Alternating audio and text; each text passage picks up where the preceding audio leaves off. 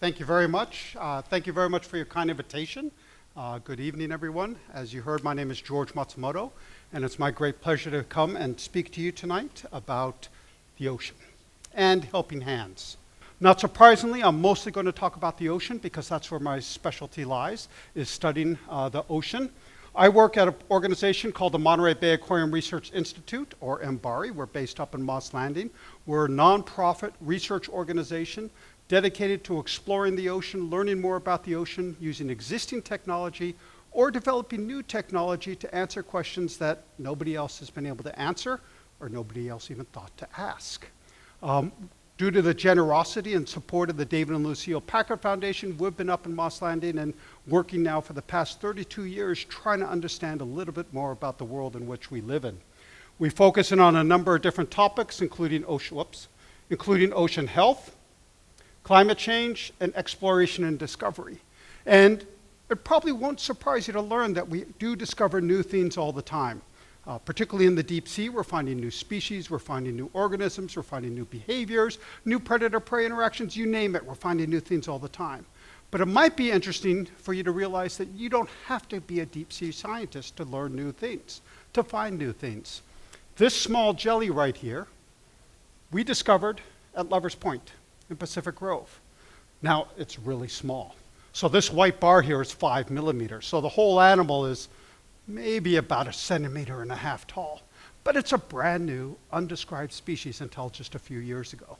So even in shallow water, where many of us have probably spent time playing in the shallows, there are new species that nobody's ever seen before. And we live in an incredible environment. We get to enjoy one of the most beautiful places on Earth. And as students, like this 2018 picture of the 5th grade class at Joint Carmel Beach, we get to experience it almost every day. In fact, from here you could see it in some places, so it's really a nice place to be. But the ocean also has problems, like I seem to be having. I hit the black screen button. I got it now. The ocean is having problems, as I'm sure you're aware. We hear about plastics in the ocean, like this doll that you see here that washed up on a beach and now has barnacles living all over it. We hear about ocean pH decreasing. We hear about ocean warming. We hear about glaciers melting, the pH of the ocean decreasing, a whole variety of different things, pollution in the ocean, trash in the ocean, and it could lead to the sort of pessimistic viewpoint that there's nothing we could do about it, that one person can't make a difference. And what I want to try to do tonight, in the short time I have, is to try to convince all of you that you can make a difference. One individual can make a difference. One individual, by taking an action, can spur on others to take their own actions or follow you, and all those actions together can build momentum, and that momentum can install change. And that change is what we're looking for, and that change is what we need. And so what I want to talk about is what we can do to affect that change. And I want to give you some examples of some of this change. But before I talk about Greta, I also want to mention the fact that any action you take should be an informed action. It should be careful action. You have to think about it. And this comes to mind because recently there was a young student who's involved in this huge project to clean up the world ocean. And some of you have probably heard about this. It's called the Ocean Cleanup Project. He's raised millions of dollars, has lots of supporters, and he's completely refused to listen to ocean scientists and ocean engineers, with the result being that all of his attempts thus far have failed. And in fact, he's left trash in the ocean because when he puts stuff in there and it breaks, he can't pick it all up. And so what we're worried about is that his actions are actually not helping the ocean. They're causing further damage to the ocean because he's not taking an informed action. And probably more importantly, from my point of view, because I like the fact he's doing something, what I'm really concerned about is he's harming everyone because he's losing goodwill amongst his supporters and potential funders for another ocean cleanup project that might actually be more effective. So taking informed action is really critical. Be aware of the pros and cons, be aware of the consequences, know what's going on before you take action. And with that in mind, Greta Thunberg is an amazing person. At age 16, Greta, when late last year, when the Swedish parliament was holding their elections, she and her family have become very concerned about climate change. So much so that they've now become vegans. They refuse to fly anywhere, and what they're trying to do is reduce their carbon footprint. But when the elections were coming up, she decided to take it one step further. She decided to go on strike and sit outside of Parliament every day until the elections were over. That raised awareness of the issue in Sweden and in fact in all of Europe. December of last year, over 20,000 students in 270 countries held a strike on Friday for climate change. And in fact, there's now a climate change strike hashtag, so that if you go on strike and you tweet about your strike, it all gets posted on this map that keeps getting filled in. So much so that the next map I'm not even going to show you, because what happened in 2 weeks ago, on March 15th, on the climate strike, there were over 1.5 million students that went on strike to try to increase awareness of climate change. And Greta got nominated for the Nobel Peace Prize, but there you go. Like I said, an amazing person. We are doing our best here in this country to try to conserve and preserve our natural environment. Right along California, there are 4 national marine sanctuaries. That's pretty impressive for our coastline. Here in Monterey Bay, where this red oval is, we have the largest national marine sanctuary in California, and that's the Monterey Bay National Marine Sanctuary. And the Monterey Bay National Marine Sanctuary stretches from above San Francisco all the way down to here, includes Davidson Seamount, which is in this little box. And if you take a close look inside of this oval, which is just Monterey Bay, and you blow it up to look over at this picture on the left, you'll find a really interesting map that you can't read at all. But what this is are 23 different organizations around Monterey Bay have formed a consortium called the MB Cork, for the Monterey Bay Crescent Ocean Research Consortium.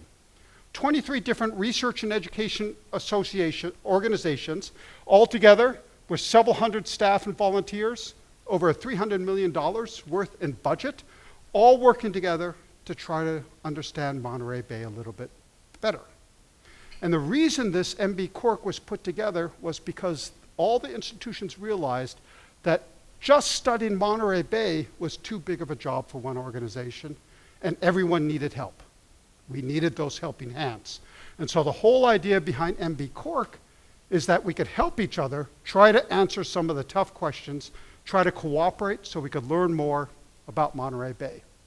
And the amazing thing about this is that even after, say, 30-odd years of working together, we now think that we have looked at, examined, and observed maybe 5% of Monterey Bay. Monterey Bay is the best studied body of water anywhere in the world. Look at this. Look at this group of talent here. We're all working to understand Monterey Bay, and we're not even there yet.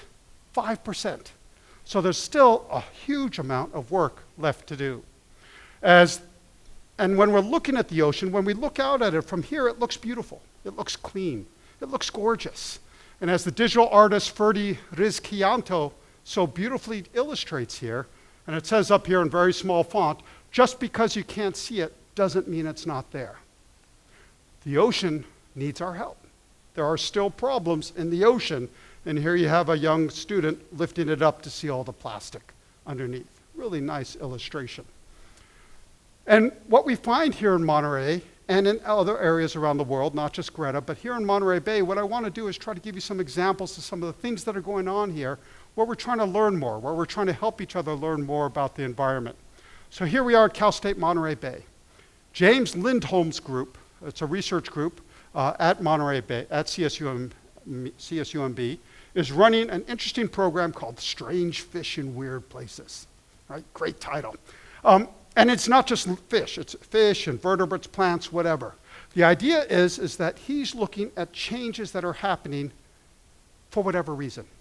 Climate change, invasive species, ocean warming, ocean pH, doesn't really matter what is the cause of the change, he's looking for the results of the change.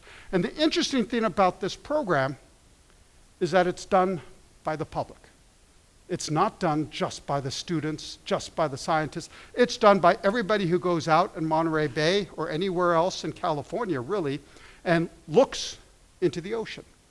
And what he's asking people to do is report what they see. So if you go into the ocean long enough and you're out there looking long enough and you see something unusual, it catches your eye. Like this beautiful fine-scale triggerfish. This fine-scale triggerfish usually lives in Hawaii, Baja California. Most recently, it's been spotted off Catalina Island, where some of you, if you're 8th graders, went to science camp out at Catalina Island. And then late last year, this picture was taken at the Breakwater, the Coast Guard Pier, here in Monterey. It's not the same fish. The fish isn't moving, Catalina all the way up here. He's not swimming up here. But what this seems to indicate is that there are some warm water fish moving up. Or somebody had some fine-scale triggerfish and decided to release them into Monterey Bay. Something's going on. We are starting to find lobsters here in Monterey, right? Now, as somebody who likes lobsters, I find that kind of interesting. But lobsters in general are not found here in Monterey Bay. But now they're starting to become more abundant. So we're starting to see change, and the Cal State Monterey Bay program is interesting to me because it's a citizen science effort. It's asking everybody who goes out into the ocean to help. And that, to me, is what Helping Hands is all about. Across the way at Carmel High School, a couple of students, Alex Weber and Jack Johnston, a few years ago were snorkeling around Carmel and found thousands of golf balls. That catches your eye. When you're out snorkeling, looking at fish and seaweed, and all of a sudden you look down and there's all these little white balls in the water. That catches your eye. So they decided to start doing something about it. They started picking them up. They were picking them up for a couple of years. In the process, Alex's dad got into it, and they eventually reached a researcher at Hopkins Marine Station, Matsumoto, who became very interested in it because it turns out that these golf balls, when they're in the water, they don't just stay golf balls.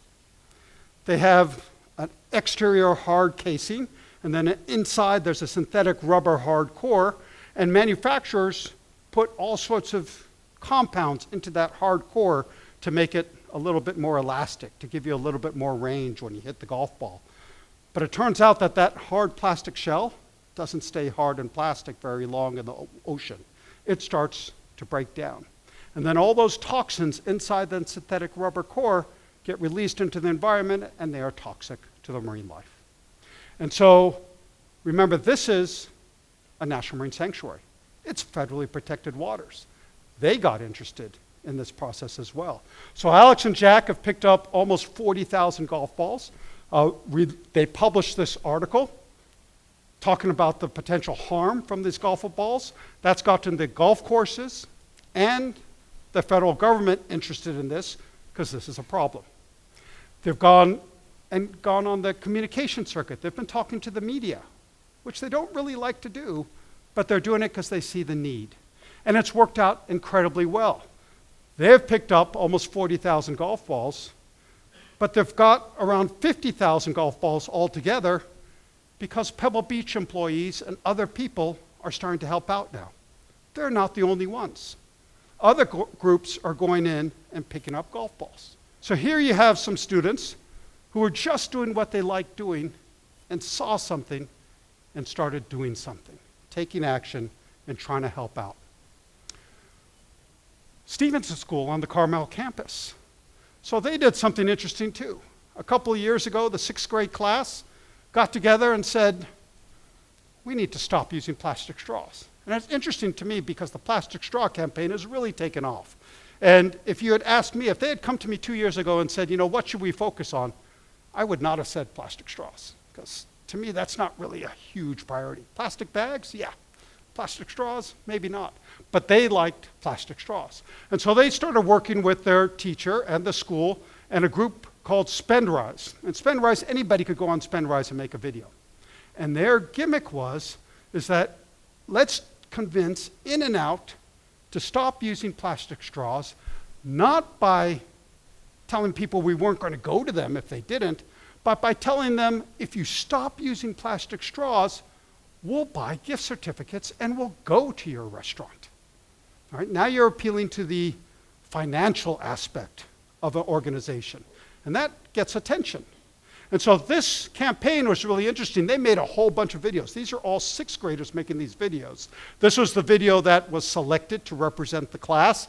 It was done by a couple of the sixth graders. I think it was Piper Johnson and Sophia Bozzo, actually, who did this one.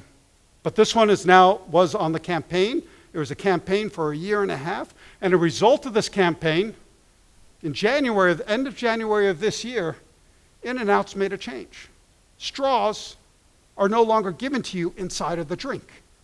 They're out by the drink machine as an option.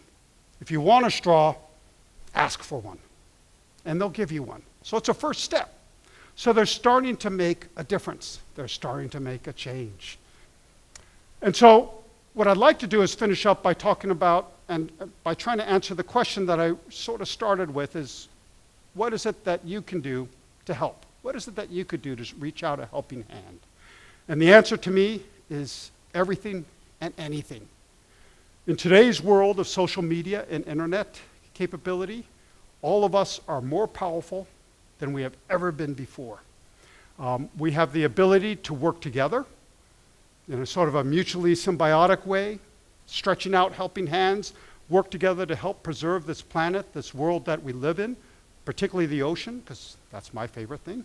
And we see that even in politics today. Recently, there was a bipartisan vote to preserve public lands and waterways when the Senate and the House voted to fund the Water and Land Conservation Fund permanently. This is a bipartisan vote. To me, it's an incredible example of how even with a divided government, the two sides see the value in preserving and protecting the environment around us. And that gives me hope. So when I think about what you can do, and I think about what I'm interested in, ocean may not be your thing. And I understand that, because it's my thing, but maybe it's not yours. But what I encourage you to do is find your passion, whatever it is. Find your passion, engage and grasp your passion, and take action. Because if you take action, you might inspire others to follow you. You might inspire others to take their own action. Those actions all together will start to build momentum. That momentum will result in change, and change is going to fix things. And that's what we need. We need change in our world right now.